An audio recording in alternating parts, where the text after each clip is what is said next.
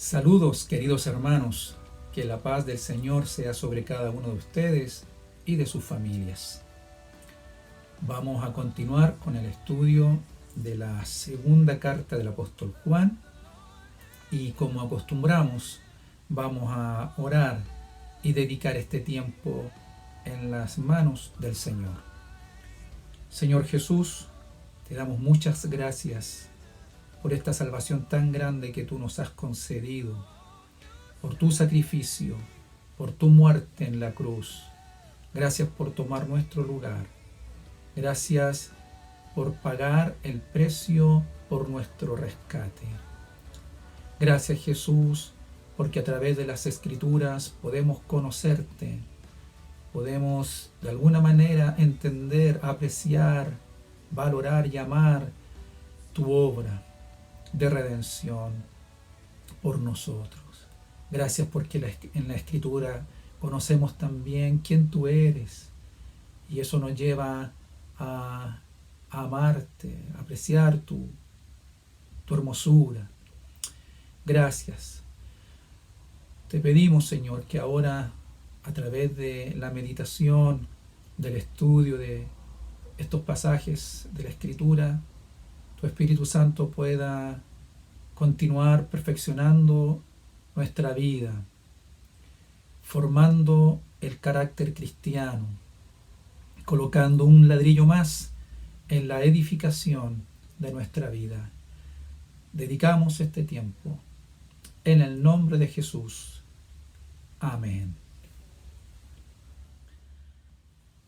Continuando con el estudio de esta breve carta, como lo dijimos la vez pasada, es una carta que tan solo tiene 13 versos, pero no por ser breve es una carta menos importante.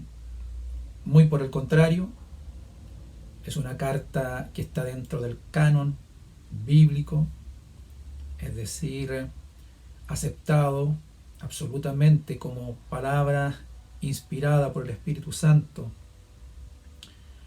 Y esta segunda carta es siempre bueno estudiarla en relación a las otras dos, la primera y la tercera, para hacernos una idea general del contexto del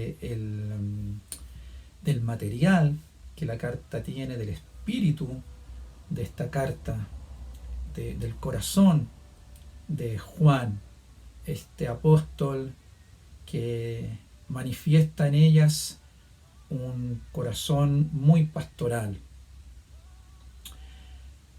Decíamos la vez pasada que esta carta pone en equilibrio la verdad, el amor. La verdad y el amor. Hoy ampliaremos un poco esto y vamos a ver que hay otras palabras que se suman, otros conceptos que armonizan con estas dos anteriores. Vamos a estudiar los versículos 4 al 6 como para comenzar, y en este primer segmento hemos puesto como títulos, hemos usado estos tres conceptos, estas tres palabras: verdad, mandamiento y amor. Dice así el verso 4: mucho me regocijé porque he hallado a algunos de tus hijos andando en la verdad, conforme al mandamiento que recibimos del Padre. Y ahora te ruego, Señora, no como escribiéndote un nuevo mandamiento, sino el que hemos tenido desde el principio, que nos amemos unos a otros. Y este es el amor, que andemos según sus mandamientos. Este es el mandamiento, que andéis en amor, como vosotros habéis oído desde el principio.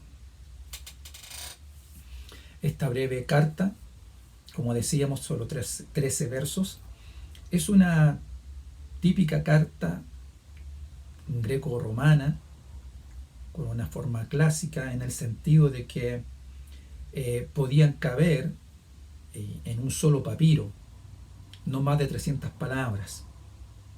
Y este es el caso con esta segunda carta. Y partiendo del verso 4, ya nos podemos alegrar y podemos empatizar con este regocijo de Juan. Mucho me regocijé porque he hallado a algunos de tus hijos andando en la verdad. Originalmente, o en el original, Juan dice, mucho me regocijo, ¿sí? En un tiempo distinto. Es un tiempo, según el original, bueno, es un verbo, la palabra regocijar es un verbo en un tiempo aoristo, pasivo, indicativo y en primera persona singular. Entonces, Juan está diciendo, mucho me regocijo, porque he hallado a algunos de tus hijos andando en la verdad. Aquí encontramos el fin último del Evangelio, de que los creyentes finalmente caminen en la verdad. El Evangelio es una forma de vida, es una práctica de vida. La verdad es un conocimiento que se debe implantar en nuestra vida y esta a su vez debe transformar nuestra forma de vivirla. Entonces podemos entender este regocijo de Juan. Esto habla muy bien de esta comunidad de fe, habla muy bien de su crecimiento, de su sano desarrollo. Han incorporado la verdad aprendida en todas sus formas de vida, de práctica. Pero también esta frase muestra que otra cosa, que posiblemente otros hijos, otros creyentes no están caminando o andando en la verdad. El original usa la expresión griega ek, que significa de entre. Entonces podríamos decir, mucho me regocijé porque de entre tus hijos algunos andan en la verdad. Entonces cabe la posibilidad de leer entre líneas que otros no están caminando en la verdad.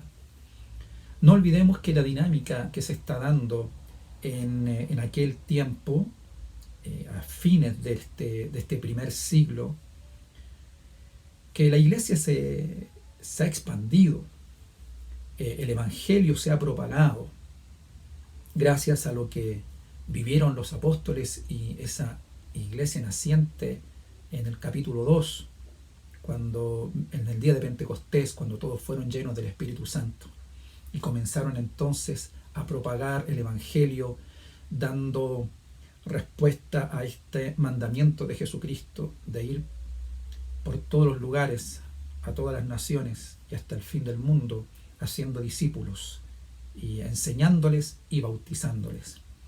Así que aquí vemos cumplido este mandamiento y vemos que la iglesia entonces está llegando, ya ha salido de los márgenes de Jerusalén y ya se está desarrollando en el Asia Menor, lo que hoy día es Turquía.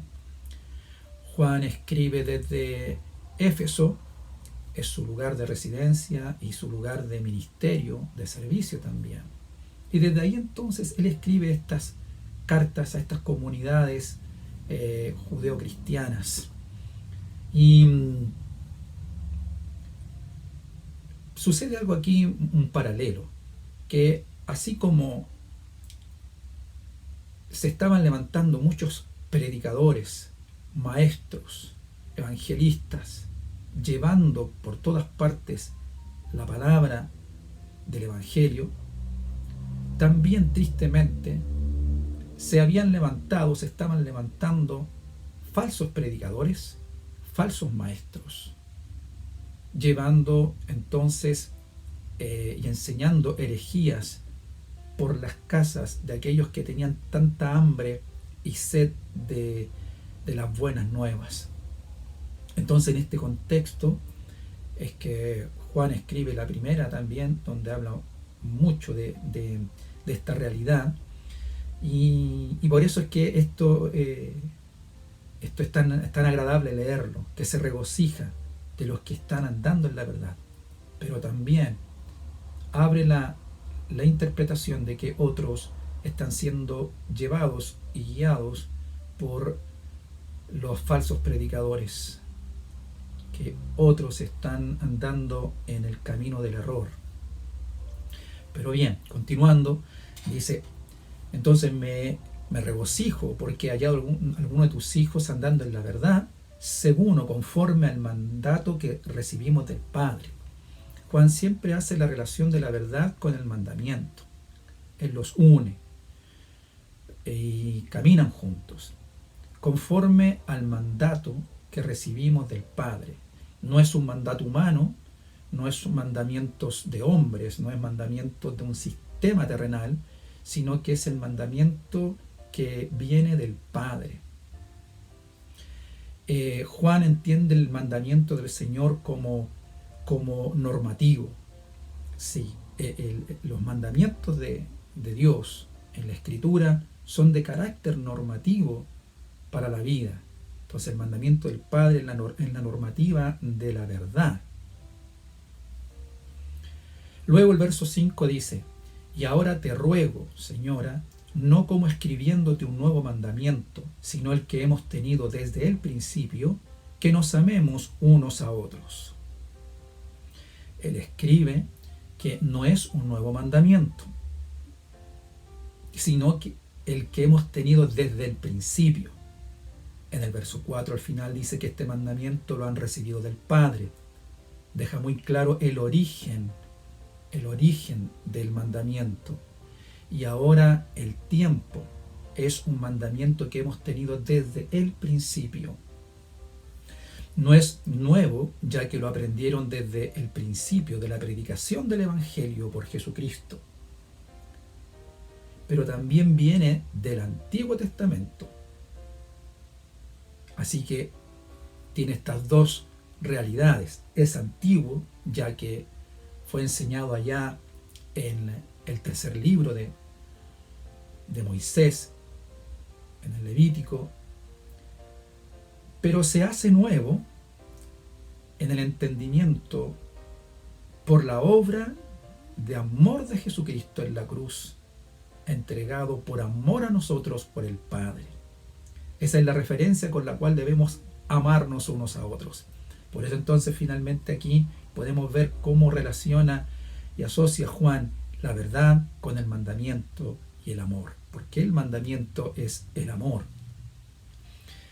Luego en el verso 6 dice: y este es el amor, que andemos según sus mandamientos.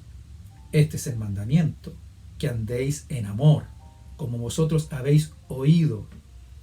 La expresión original dice: como habéis entendido desde el principio. No solo oír, sino también entender. Y este entendimiento lo trae el Espíritu Santo. Muchos judíos en aquel tiempo sabían del mandamiento porque lo conocían desde el pacto antiguo, lo habían oído desde sus padres, desde sus maestros, desde los rabinos, pero ahora venía por fin el entendimiento de todo lo que implicaba el mandamiento del amor en la verdad del Evangelio.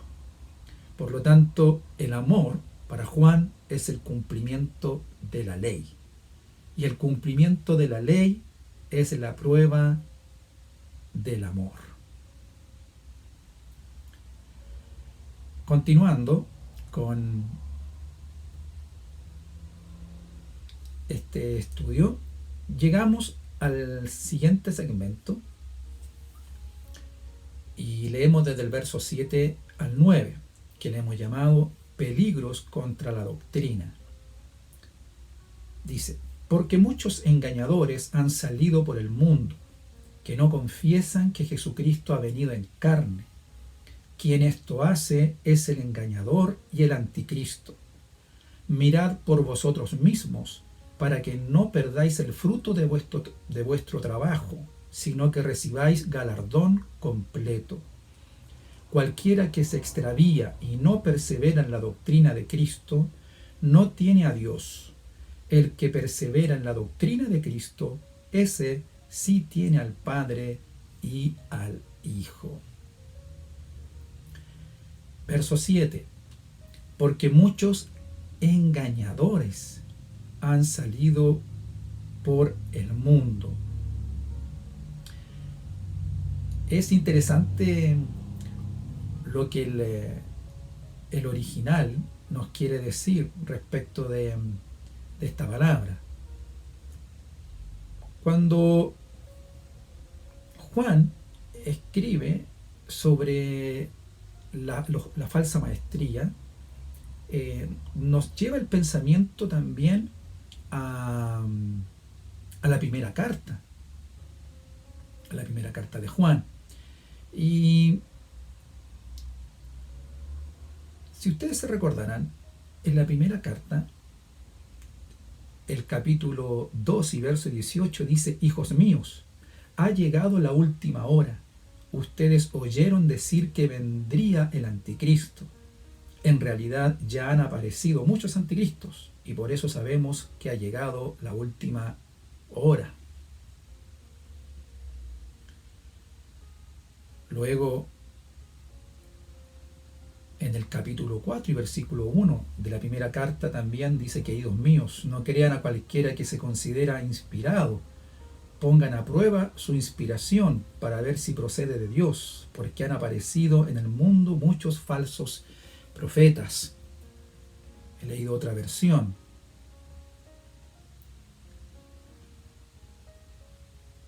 Así que esta segunda carta está directamente relacionada a esta experiencia, a esta vivencia de la iglesia en aquellos tiempos.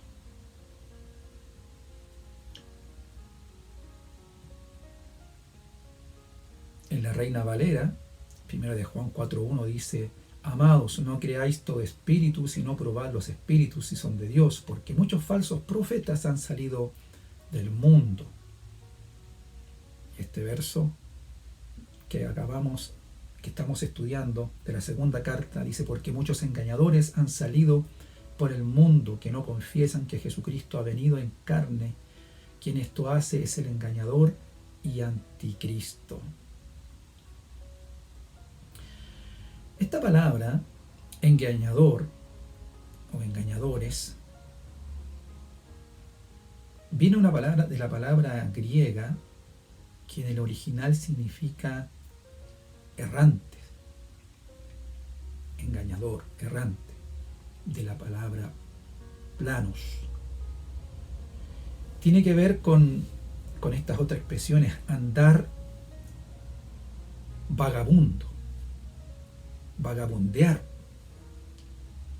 Tiene que ver con impostor, o un guía errado, un engañador. Otras versiones lo han puesto como la versión BPD. Dice: porque han invadido el mundo muchos seductores. Qué fuerte expresión. Porque muchos engañadores, errantes, han salido por el mundo y que no confiesan que Jesucristo ha venido en carne. Esto es muy complejo porque no se está refiriendo a gente inconversa, sino que son gente que, teniendo el conocimiento, habiendo tenido el conocimiento, no lo confiesan como tal. Entonces, aquí con esta expresión, Juan nos da a entender que todo aquel que no confiesa la verdad de la Escritura, la verdad del Evangelio, es alguien que está engañándose y está engañando. Como decían en el original, está vagabundeando, está errante por la vida. Quien se aleja de la Escritura, quien se aleja de la doctrina, camina errante, sin rumbo, está desorientado. Es complejo, es complicado cuando nos apartamos de la verdad, porque muchos engañadores han salido por el mundo, que no confiesan, que no creen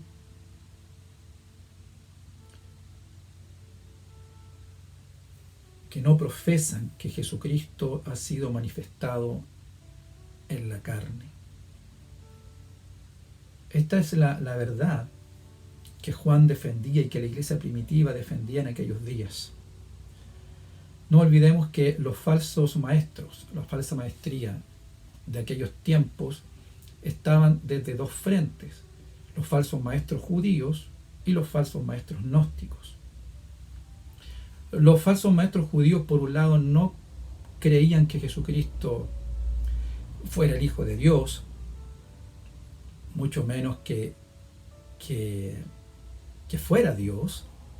Así, por ese lado, la cristiandad sufría embates ahí, conflictos con estos falsos maestros que trataban de quitarle la deidad de Jesucristo. Y por otro lado tenemos a los gnósticos que intentaban desconocer que Jesucristo había venido en la carne. Recuerden que ellos tenían una creencia filosófica donde hacían una clara distinción en que diciendo que el espíritu era bueno y la materia mala, o la carne mala. Por lo tanto, para ellos era inconcebible que Dios pudiese tomar forma humana. Entonces, producto de esto, podían enseñar cosas místicas y que no se acercaban a la verdad doctrinal de la manifestación de Jesucristo en la carne, como Juan enseña en su Evangelio, el Dios hecho carne, que vino y habitó entre nosotros.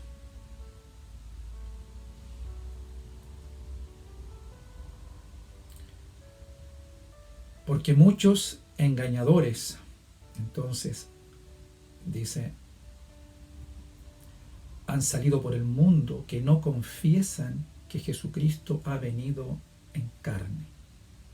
Quien esto hace es el engañador y el anticristo. En su primera carta, Juan habla más, o usa la expresión del anticristo o falsos profetas, y aquí ahora suma una nueva expresión, un nuevo adjetivo: son engañadores. Mirad por vosotros mismos, para que no perdáis el fruto de vuestro trabajo, sino que recibáis galardón completo. Juan, en su preocupación, válida por supuesto, exhorta, advierte a esta comunidad que tengan precaución, que se cuiden de estos errantes, engañadores, que van por el mundo enseñando estas falsas doctrinas. Y en el verso 8, como acabamos de leer, dice que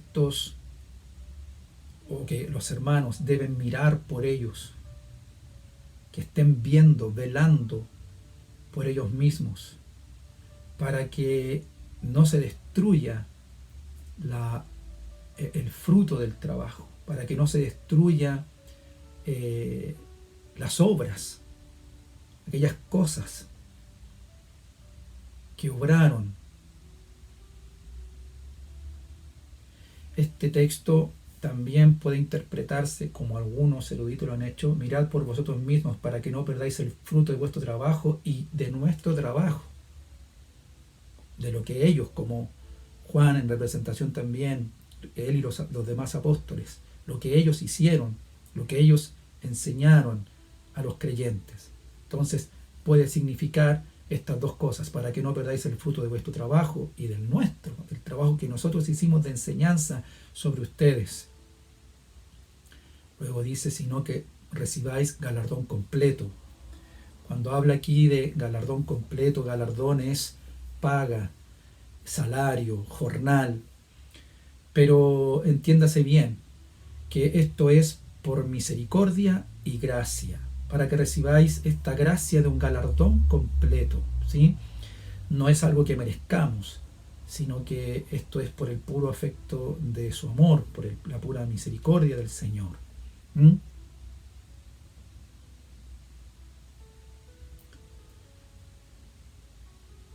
Verso 9. Cualquiera que se extravía y no persevera en la doctrina de Cristo no tiene a Dios. Cualquiera que se extravía. Estos enseñadores errantes que van como vagabundos por el mundo son los primeros en extraviarse. Y dice que no perseveran en la doctrina. Este versículo 9 también es muy especial, porque las expresiones en el original, cuando dice cualquiera que se extravía, aquí en realidad la expresión original es cualquiera que va más allá. Más allá. Viene de la expresión griega que da a entender que es alguien que va hacia adelante, que va más allá de lo adecuado, de lo permitido. Y esto es precisamente una de las primeras cosas que comienza a manifestar una posibilidad de extravío. Cuando en el estudio o cuando se trata de guardar la verdad, de perseverar en ella, algunos van más allá de lo que esta enseñanza nos entrega. Y surgen entonces las especulaciones teológicas. Surgen entonces las especulaciones filosóficas en torno a la verdad, y que comienzan ya a tomar un rumbo, un camino distinto. Cualquiera que se extravía puede ser a través de esta forma, en el intento de querer ir más allá de lo revelado. No olvidemos que el Señor, que Dios a través de su palabra ha revelado todo aquello que Él ha estimado que nosotros debemos saber.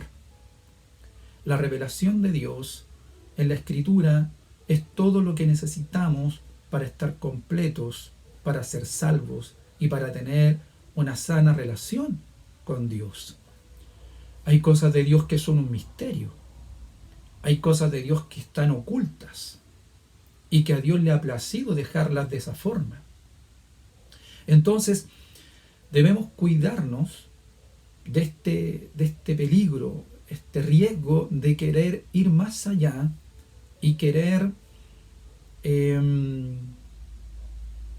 escudriñar aquello que no nos ha sido revelado. Es una tentación querer entregar una revelación nueva. Es una tentación querer decir algo nuevo, algo que ningún otro haya dicho.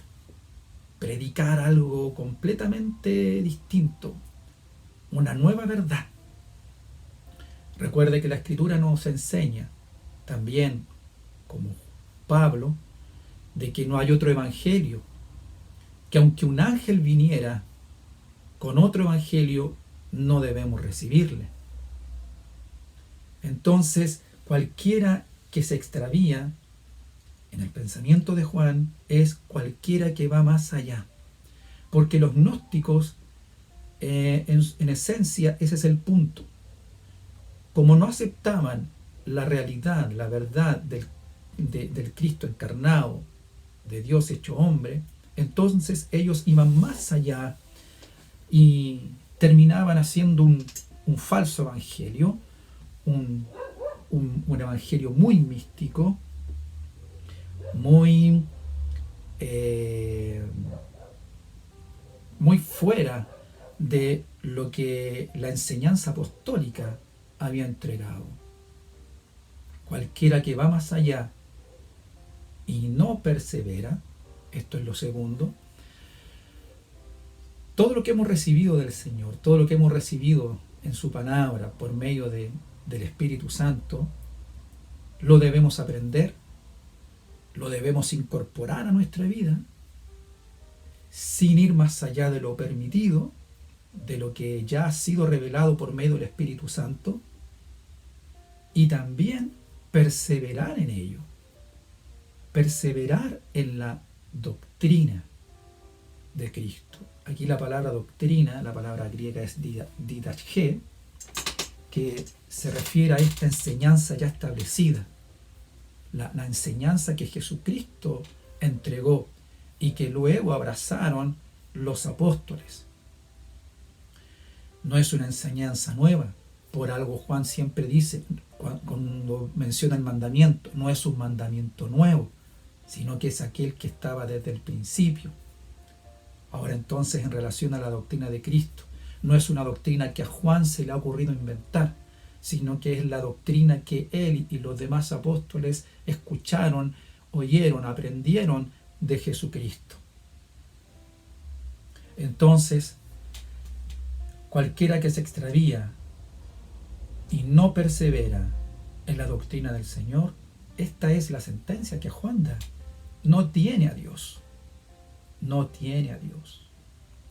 Es delicado, es fuerte, porque entonces aquellos que enseñan una falsa doctrina es porque se han extraviado, porque no perseveraron en la doctrina sana de Cristo enseñada por los apóstoles.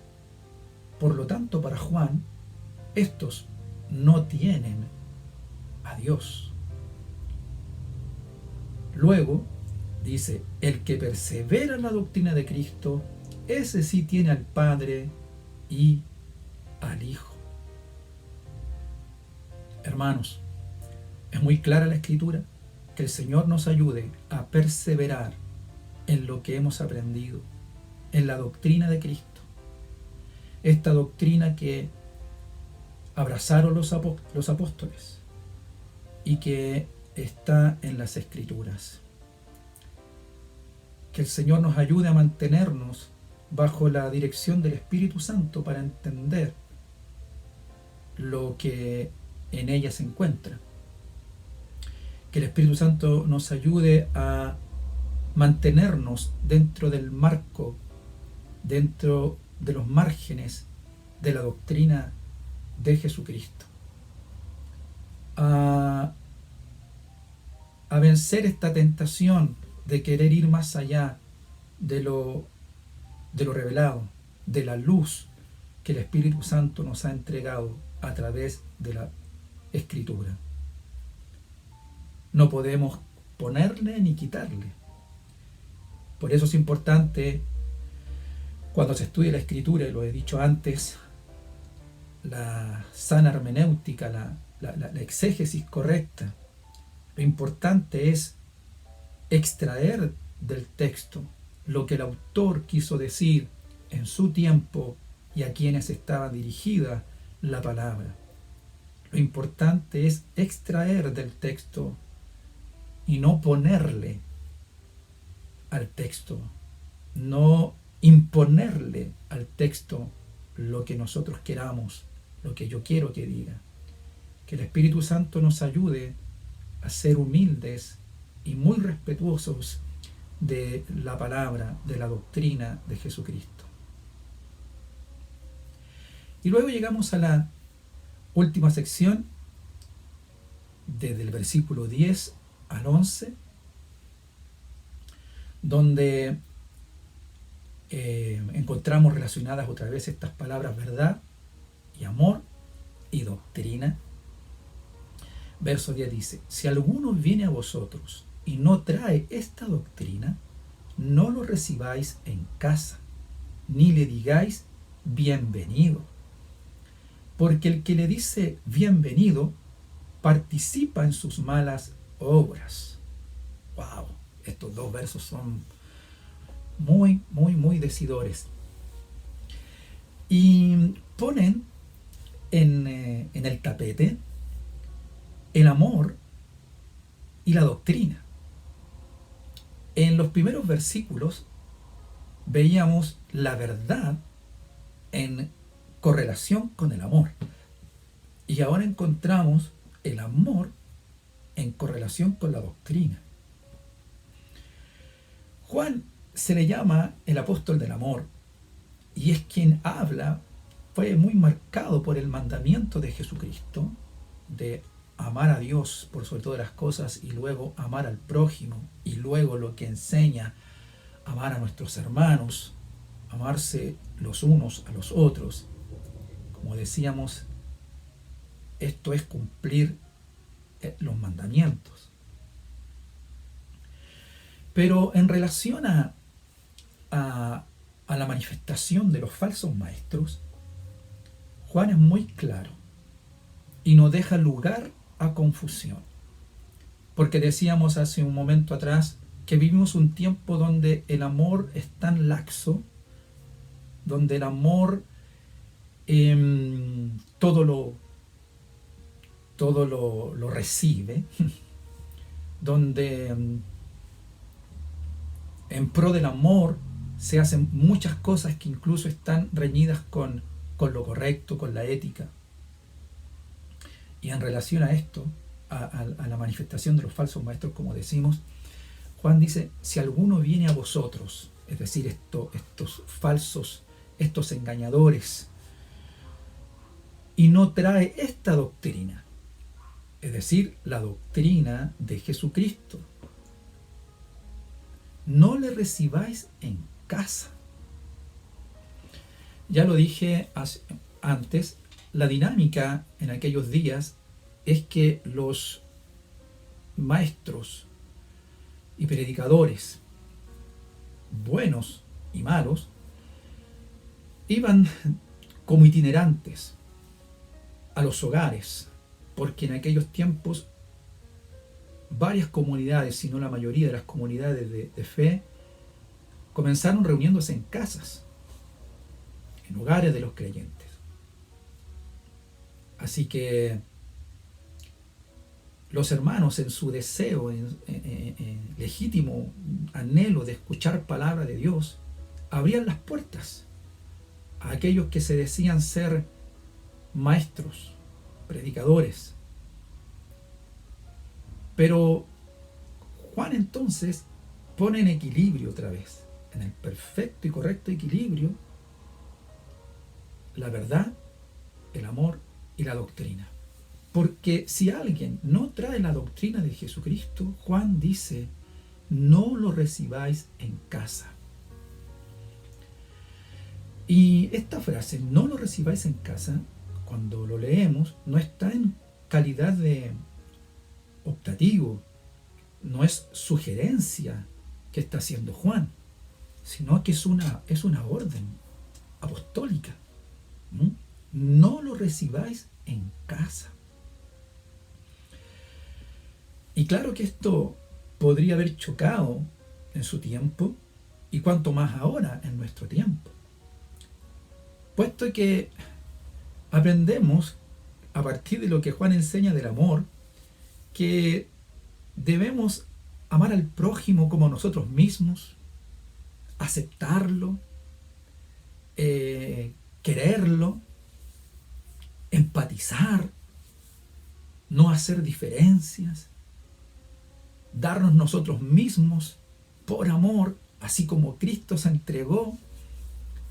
Es decir, hemos aprendido a través de Juan que el amor significa ser igual que Jesús, que amar significa entregarse igual que Jesús, negarnos a nosotros mismos en pro del otro.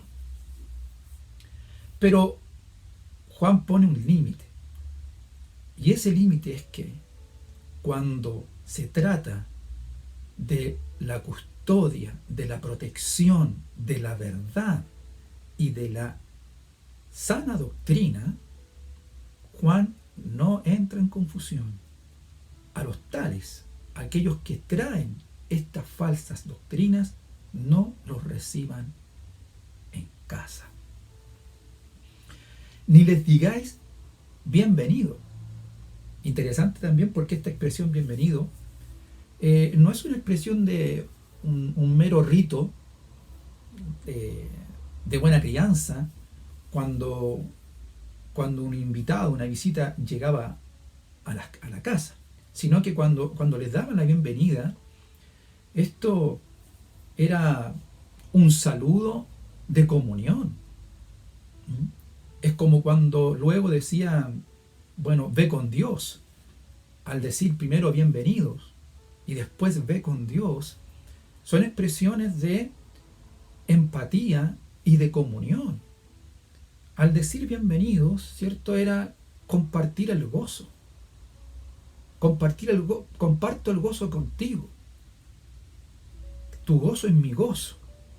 El que estés conmigo me trae gozo y te comparto mi gozo por ser tú mi visita. Entonces, dar la bienvenida era entrar en comunión. Por eso es que en el verso 11 luego dice, porque el que le dice bienvenido participa en sus malas obras. Estamos viviendo tiempos, hermanos, donde tenemos que poner estas virtudes del Evangelio, como la verdad y el amor, en el lugar que corresponde. Y en la relación sana que tienen entre sí. Como decíamos al principio, el amor sin la directriz de la verdad puede llevarnos a errores. Y el cuidado de la doctrina, la protección de la doctrina, debe también ser guiado por la verdad. Y el amor entonces debe distinguir, porque cuando Juan nos enseña de amar al prójimo, también se refiere a amar a aquel que no conoce a Dios, aquel que es ignorante de las verdades de Dios. Pero estos engañadores, falsos, anticristos, falsos profetas, como también él le llama, estos engañadores no son desconocedores, no son ignorantes de la verdad de Dios. No es gente nueva, podríamos decirlo así, sino que son gente que conocieron la verdad, pero que la han tergiversado, que no quieren aceptar la verdad del Evangelio, que fueron más allá y que no estuvieron dispuestos a perseverar en esa verdad, en la doctrina de Cristo. Así que Juan nos deja muy claro que el amor llega, por decirlo así, hasta aquellas personas que sin conocer la verdad la necesitan. e intentamos por todos los medios de llevarlos a verdad. Pero Juan también tiene esta aflicción de la protección, del resguardo, del cuidado celoso de la sana doctrina.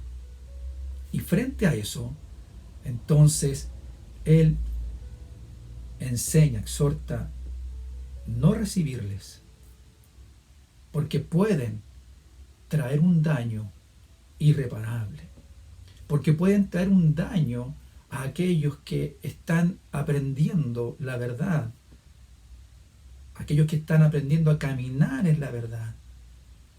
Juan dice que estos falsos maestros pueden traer un daño profundo y hasta en algunos casos irreparable. Por lo tanto, Juan, aunque habla mucho del amor, pero lo coloca en sana relación con la verdad y la doctrina. Que el Señor nos ayude también a cuidarnos de aquello que está entrando no solo por la puerta de nuestra casa, no solo cuidarnos de las falsas enseñanzas de cuando golpean la puerta de nuestra casa, sino también aquellas falsas doctrinas y enseñanzas que pueden venir desde el internet, desde las muchas plataformas que hoy día hay donde se predican muchas cosas y se enseñan muchas cosas.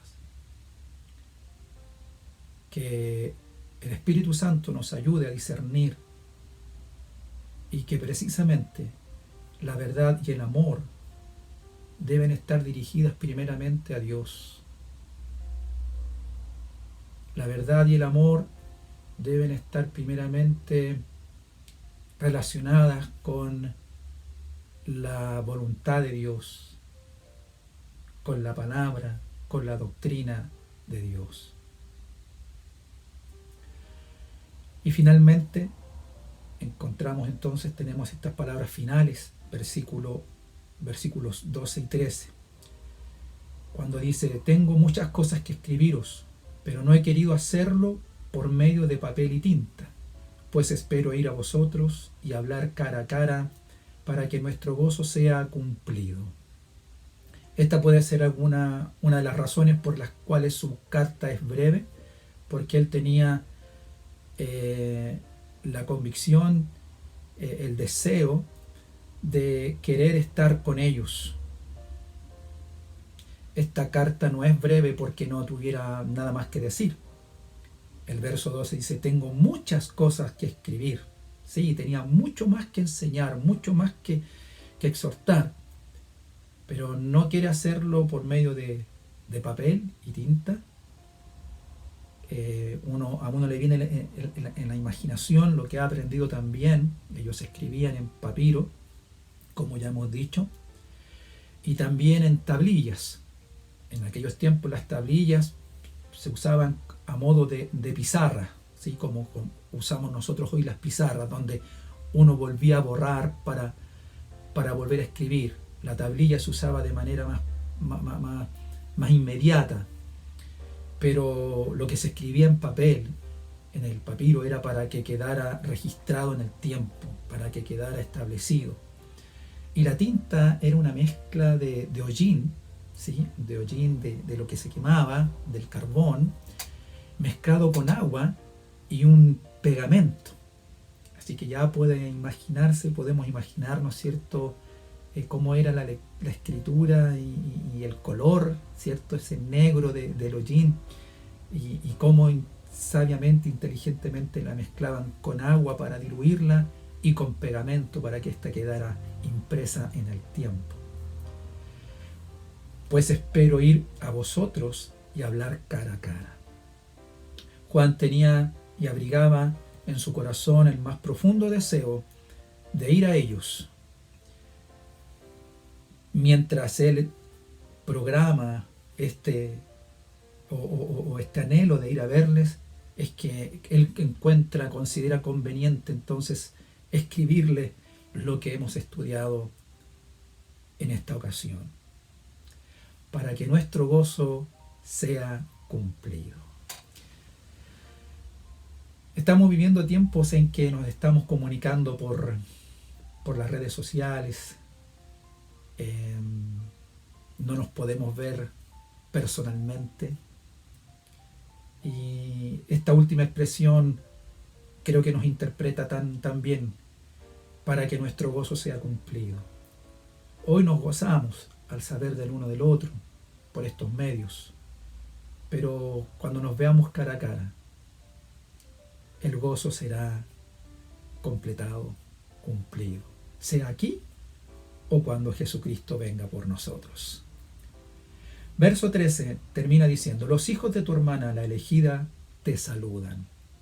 Esta última frase respalda un poco esta idea de que esta epístola, esta carta, está dirigida entonces a una comunidad de fe, a una iglesia, ya que aquí los hijos de tu hermana, es decir, los creyentes de otra iglesia, también dice la elegida. Entonces, al parecer, era una forma simbólica de expresarse en relación a las iglesias de aquel tiempo.